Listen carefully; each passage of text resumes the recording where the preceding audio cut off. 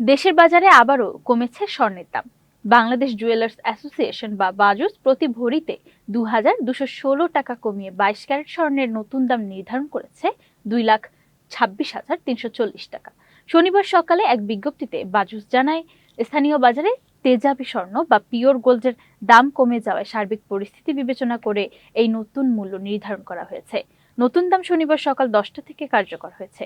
নতুন মূল্য তালিকা অনুযায়ী ২১ ক্যারেটে প্রতি ভরি স্বর্ণের দাম ২,১৬,১৯২ টাকা, ১৮ ক্যারেটের দাম ১,৮৫,৬৯১ টাকা এবং সনাতন পদ্ধতির স্বর্ণের দাম নির্ধারণ করা হয়েছে ১,৫১,৬৯০ টাকা। বাজুস জানিয়েছে, পরবর্তী ঘোষণা না দেওয়া পর্যন্ত দেশের সব জুয়েলারি প্রতিষ্ঠানে এই দাম কার্যকর থাকবে। তবে স্বর্ণালংকারের ক্ষেত্রে নকশা ও কারুকাজ ভেদে অতিরিক্ত মজুরি যোগ হতে পারে। অন্যদিকে রূপার দামে কোনো পরিবর্তন আনা হয়নি। বর্তমানে আগের দামে বিক্রি হচ্ছে সব ধরনের রূপা। উল্লেখ্য, এর আগে গত ১৯ জুন স্বর্ণের দাম কমানো হয়েছিল।